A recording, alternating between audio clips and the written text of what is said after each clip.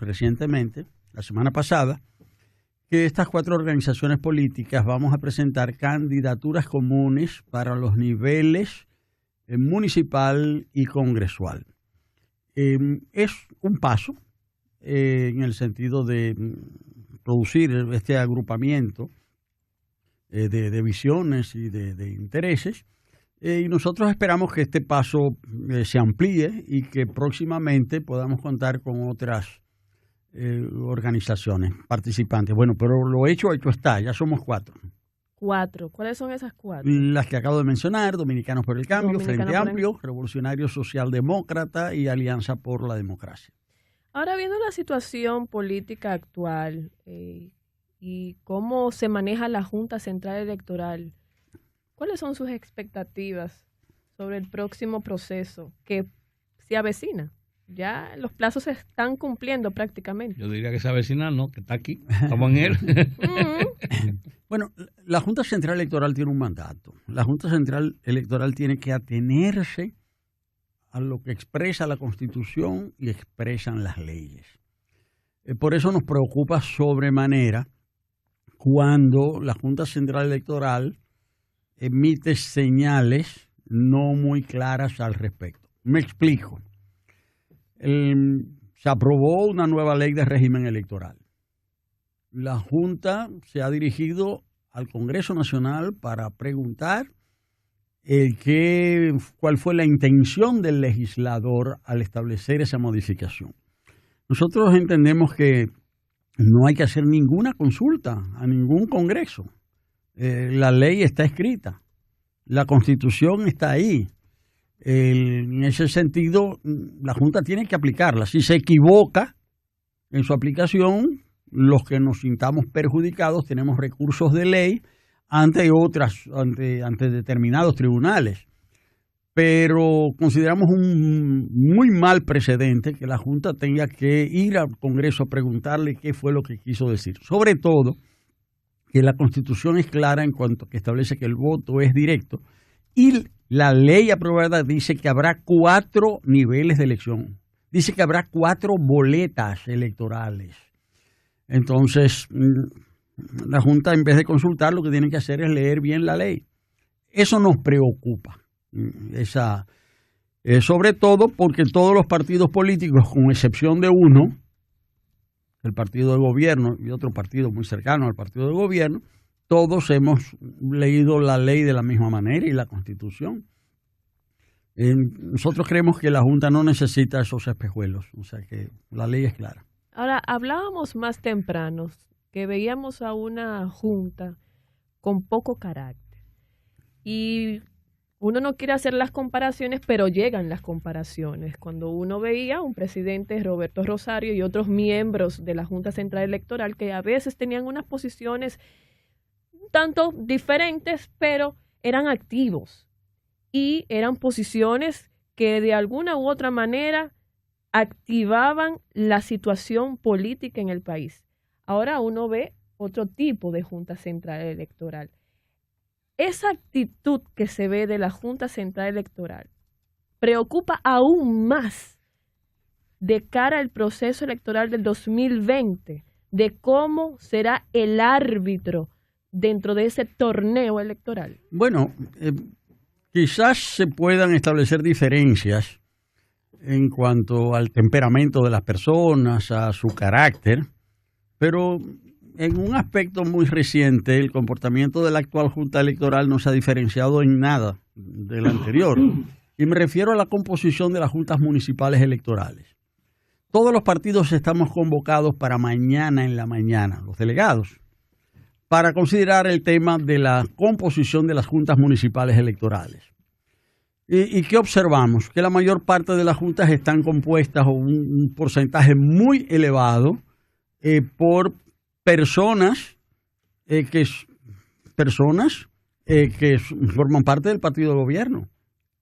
En muchísimos casos, en personas que fueron objetadas a raíz del proceso electoral anterior, están siendo propuestas de nuevo por la Junta Central Electoral para conducir el proceso. Eso no da confianza. Hay casos incluso de militares activos que están siendo propuestos como presidentes de juntas municipales. Y a eso concretamente los partidos les hemos hecho el señalamiento Max, a la Junta Central Electoral. ¿No deben ser del partido de gobierno o no deben ser de ningún partido? De ningún partido, pero generalmente la mayor parte de las juntas tienen hasta 4 integrantes del partido de gobierno, de los 5. Pero tienen de otros partidos a veces.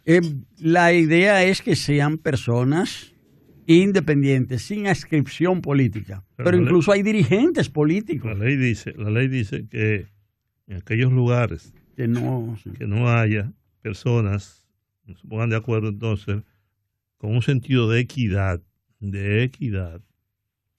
pueden ser militantes de otro partido, pero con un sentido de equidad, no que un partido lo controle.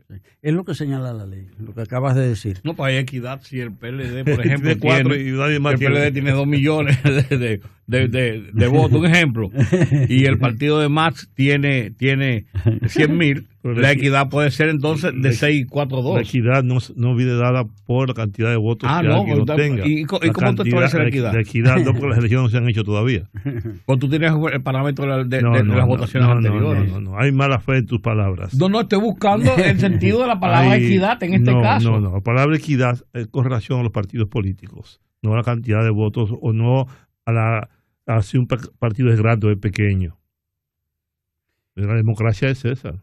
La imposición de la mayoría. Si fuera así, entonces es imposible que un partido como el PRD, que sacó tantos millones de votos, no tenga un solo senador.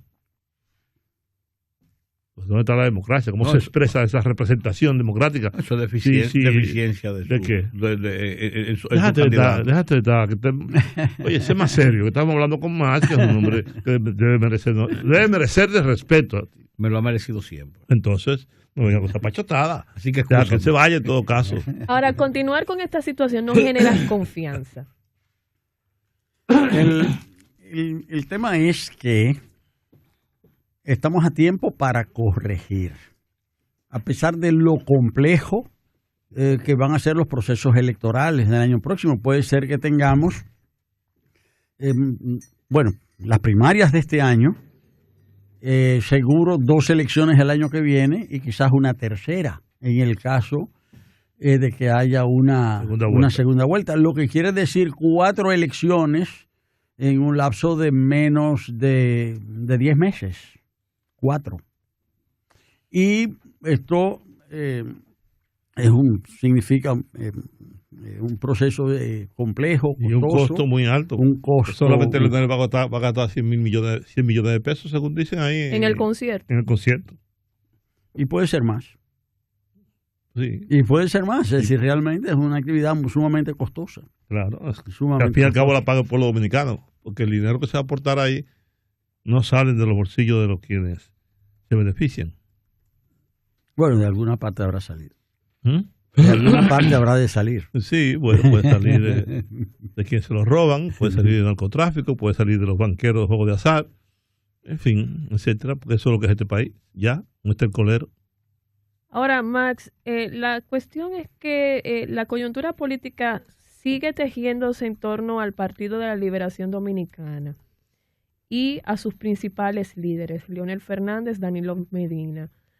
Hay un gran grupo que quiere repostular al presidente Danilo Medina.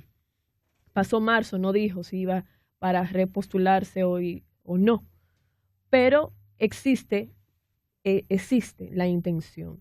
Leonel Fernández quiere continuar. El hecho de que se siga circunscribiendo el debate político entre Danilo Medina y Leonel Fernández, a ustedes como oposición, ¿eso no los aminala?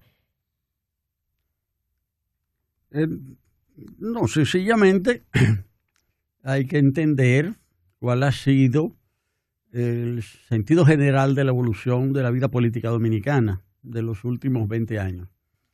El partido de gobierno, el PLD, ha logrado constituirse en lo que en ciencia política se denomina como partido dominante, un sistema de partido dominante, que no hace desaparecer a los demás partidos dentro del sistema, pero que tiene una posición tal dentro del mismo que la competencia se hace una competencia muy desigual. El caso típico del sistema de partido dominante es el del PRI mexicano, que ejerció el poder prácticamente con una pequeña interrupción durante casi 90 años.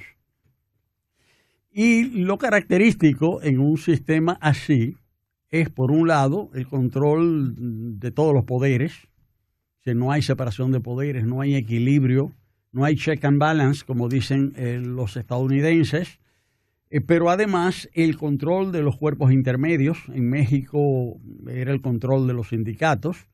En el caso de la República Dominicana, que no hay tantos sindicatos, ¿verdad? Están muy debilitados.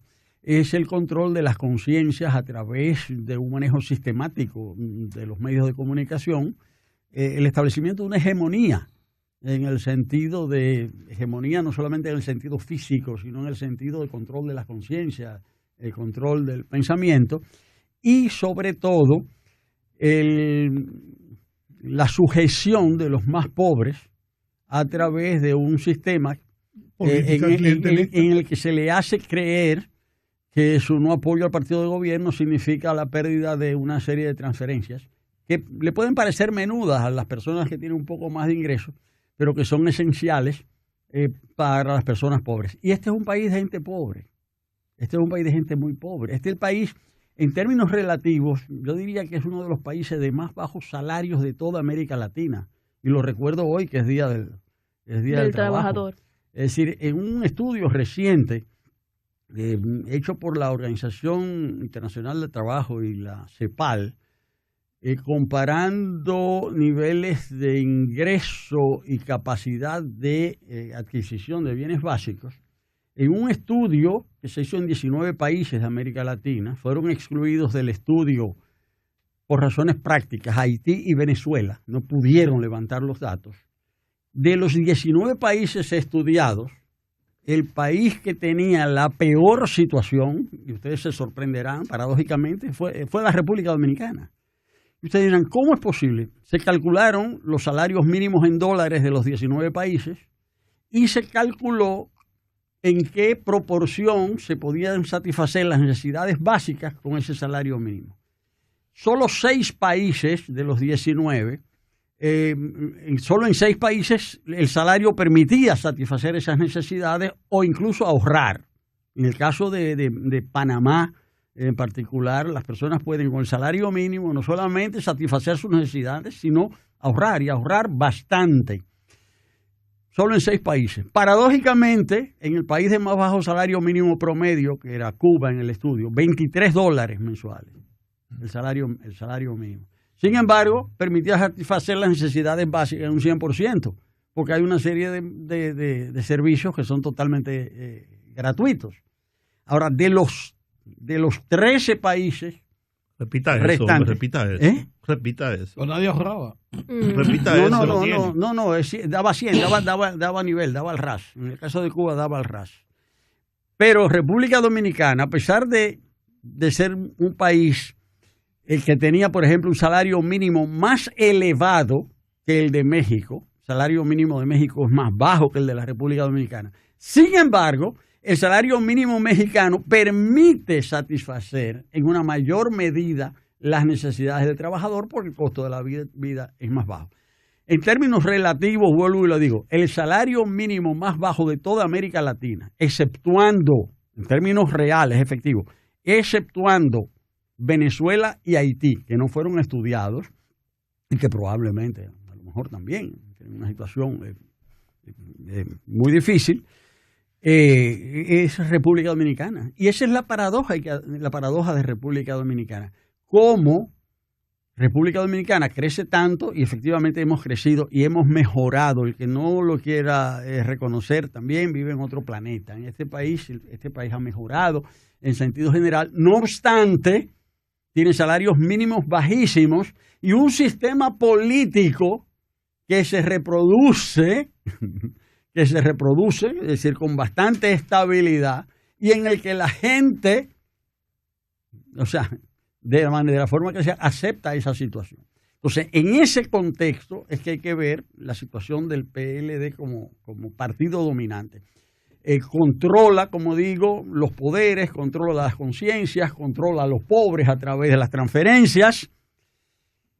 Sin embargo, tiene una dificultad ese sistema, que no la tenía el mexicano. El sistema mexicano de partido único se podía reproducir en base a un concepto, que era el concepto de la no reelección. Porque allá existían las camadas. Terminaba un presidente. Ahí funciona la fábrica. Sí, pero era una fábrica muy especial, porque el presidente en sus 2 últimos años designaba ministro de Interior a una persona, y esa persona después era el escogido para ser el presidente. Y funcionaba lo que en México llamaban la camada. Salía una camada, venía otra camada. Una especie de sucesión. Y los sociólogos llamamos eso un sistema de rotación de élites. Es decir, pero el sistema tiene un mecanismo de reproducción muy eficiente. Ahora, cuando en un sistema de partido dominante se introduce el elemento de la reelección, ahí la máquina se tranca. Es decir, no funciona. Pero hay otro factor, Max. Hay otro, y eso es lo que está pasando hoy. Es decir, la máquina se está trabando. Es decir, el sistema no puede funcionar. Pero agrégale a eso el hecho de que ante la ausencia de una firme oposición, de una oposición con opción de poder, la lucha interna en el PLD se convierte en la lucha por el poder. Y eso es lo que tiene al Partido de la Liberación Dominicana en esa situación al borde de un conflicto, de una crisis que podría producir la división del PLD. Sí, Jorge, pero hay que recordar que un sistema así implica el debilitamiento de la oposición. Si una característica tiene el establecimiento del sistema de partido dominante fue la liquidación progresiva, no lo digo, entiéndanlo, es decir, vamos a decir el desplazamiento progresivo del Partido Reformista y luego el desplazamiento del PRD. Es decir, la misma mecánica que va llevando al PLD a hacerse partido dominante, es decir, va funcionando como una trituradora. O sea, porque en base a un sistema de prebendas, de alianzas, de aliarse con uno, de aliarse con otro de esos partidos, porque al final eso fue lo que pasó tanto con el Reformista. Se favorecía a uno, se desfavorecía al otro, al final el partido quedó rezagado. Y con el PRD también. Se aliaba, el propio gobierno favorecía a uno, favorecía a otro, hasta que el partido queda. Tenemos que hacer una pausa. Sí. Me gustaría al regreso que nos analizara. ¿Hay posibilidad de desplazar del poder al Partido de la Liberación Dominicana y cómo? En solo minutos. Sí, dejé una pregunta. ¿Hay posibilidades de desplazar del poder al Partido de la Liberación Dominicana y cómo? Sí, bueno, en primer lugar, yo creo que la respuesta al tema no se da estrictamente en el plano de lo político, sino en el plano de las relaciones económicas y las relaciones sociales. Porque es que el crecimiento que ha tenido la economía dominicana en los últimos 50 años, pero en particular los últimos 20 años, que han sido los años de incidencia mayor del PLD, han sido, como siempre es, muy sumamente contradictorios. Y han generado crecimiento, enriquecimiento, pero también han generado toda una serie de conflictos sociales, toda una serie de situaciones que el gobierno no ha sido capaz de resolver. Son un producto o un resultado de esa acción de gobierno. Muchos de esos resultados han sido positivos, mucha gente ha mejorado su condición de vida, pero hay situaciones que hoy están afectando profundamente al pueblo dominicano. Y voy a decir cuáles son. Hoy yo decía que es Día del Trabajo, lo recordaba, y ofrecía el ejemplo del salario. Los dominicanos están profundamente insatisfechos con los resultados o los frutos que obtienen de su trabajo. La gente no está contenta. O sea, no es que la gente no esté trabajando, la mayoría de la gente trabaja. Pero la mayoría de la gente entiende que lo que obtiene como resultado de todo su esfuerzo es muy poco. El gobierno se vanagloria de que se han creado muchos empleos. Pero cuando uno va a las cifras, las fuentes fundamentales de creación de empleo de los últimos 10 años han sido el servicio doméstico asalariado, el motoconcho, los delivery. La informalidad. Sí, la informalidad, pero específicamente esos trabajos. Trabajo en las bancas, salones de belleza. Todo trabajo es digno, pero esos trabajos, la mayor parte de ellos se dan en condiciones muy difíciles, muy precarias, incluso en algunos casos de mucho riesgo, como el caso de los motoconchos, con una tasa de accidentes altísima. Entonces, la gente en ese sentido vive muy insatisfecha. Y eso es lo que explica también que tanta gente se quiera ir de la República Dominicana. Uh-huh. República Dominicana y Jamaica y Haití son los países de toda América Latina de donde más gente se quiere ir. En el caso de Haití uno puede decir, bueno, sí, pero el país no crece, es pobre. Hay pobres, tan pobres que se quieren ir, pero este es el país que más crece. La razón de aquí no puede ser la misma que de Haití, se supone. Y por otro lado, este crecimiento se ha dado con un descontrol tal que la gente está muy atemorizada. El dominicano vive enrejado. O sea, uno va a un barrio y todo el mundo, o sea, vive detrás de rejas. Los colmados tienen rejas, pero las farmacias, las casas tienen rejas. Es decir, y una señora no quiere caminar una cuadra con una cartera en la mano. O sea, una cuadra. O sea, no digo 1 kilómetro, o sea, no quiere caminar ni un pequeño trecho. En ese sentido, tenemos una sociedad, es decir, con grandes insatisfacciones.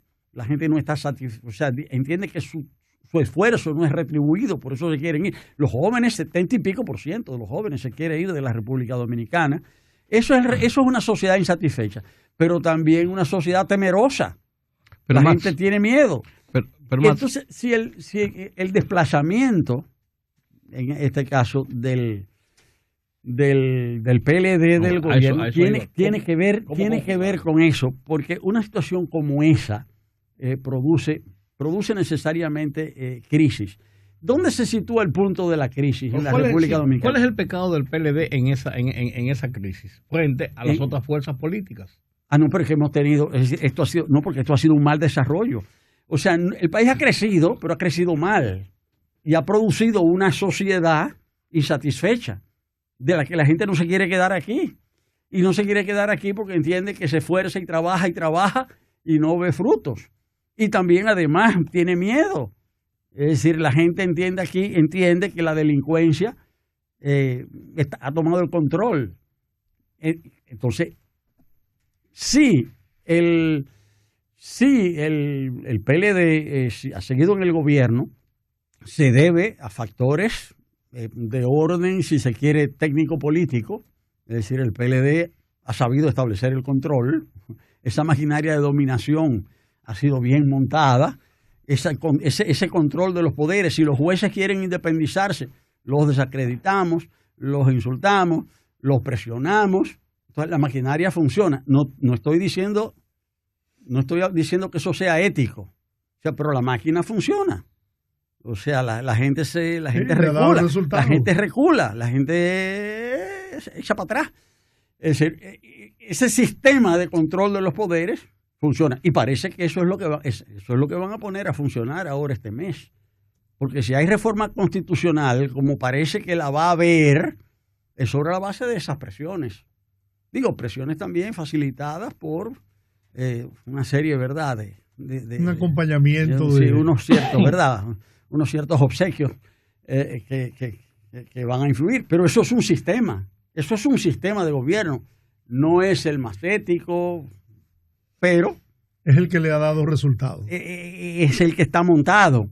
Y es un sistema que está montado para que los que mandan puedan seguir mandando. Ahora, el resultado social de eso es una sociedad fracturada. Esto es una sociedad fracturada. Esto es una sociedad, en los últimos 20 años, los trabajadores hoy, en salario real, tienen el mismo salario real de hace 30 años, el de 1989, en términos de capacidad de adquisición de bienes. Es decir, nosotros, en esos últimos años, en el 89, lo que un trabajador adquiría con su salario en el 89 y lo que adquiere hoy es prácticamente igual. Desde ese punto de vista no ha habido mejoría. De ahí la insatisfacción.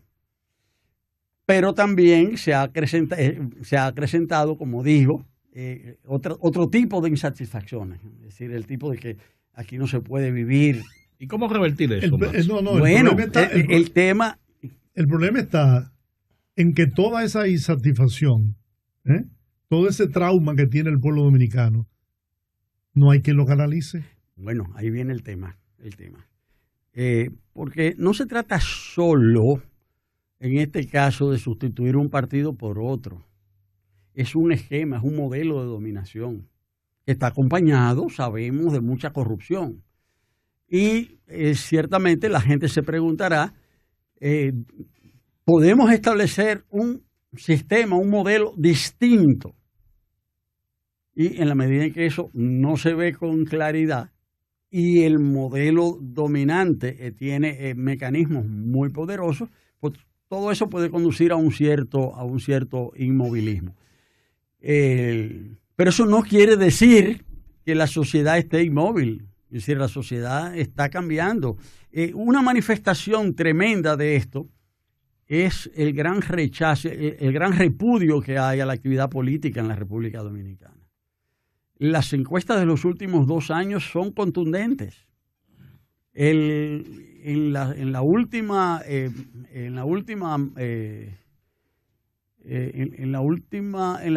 encuestas, Mark Penn decía que cerca del 60% de los dominicanos decían no simpatizar por ningún partido político. Uh-huh.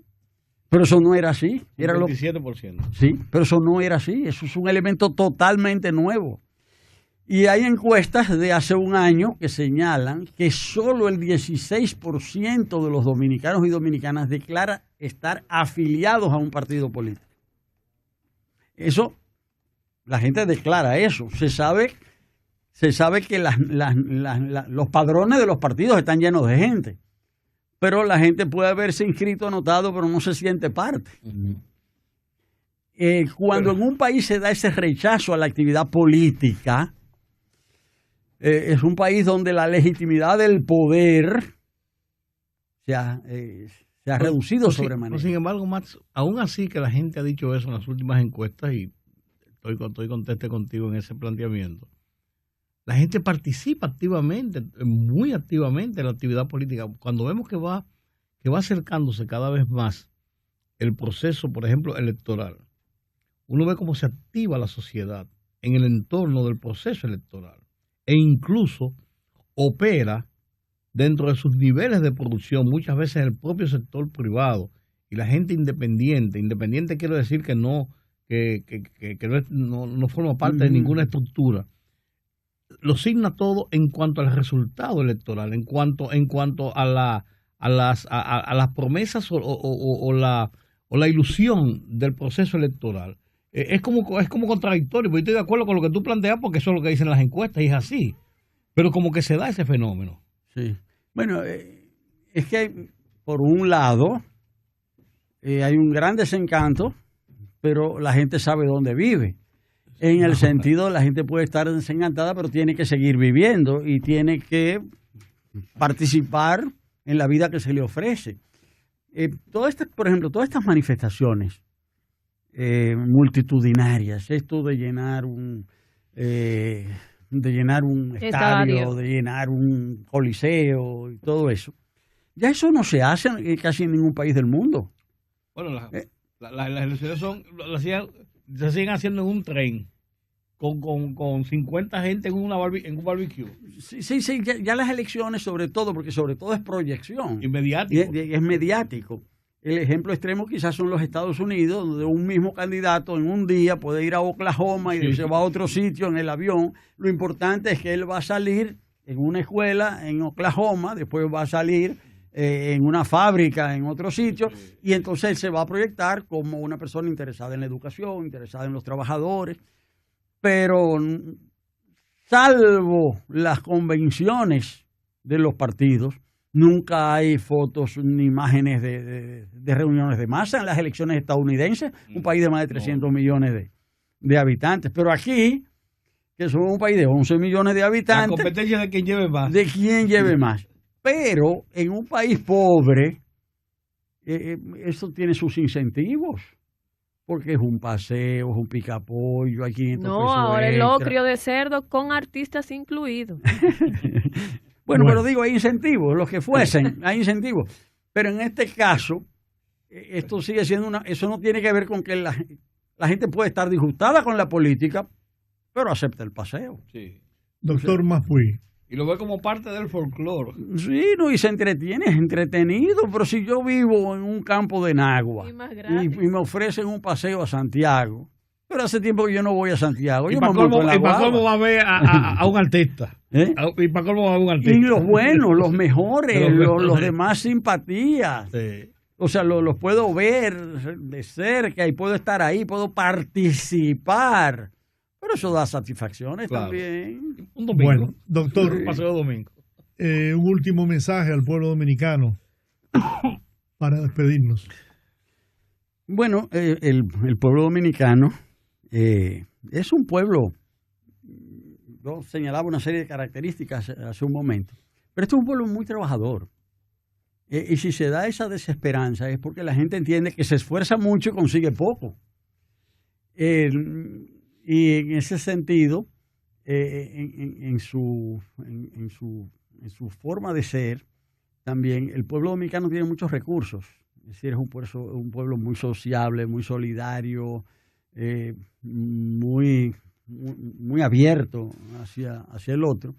Y yo pienso que todas esas cosas nos hacen ser muy positivos, y por eso es que quizás en medio de tantas dificultades, pues la gente sigue, ¿verdad? Positiva y erguida.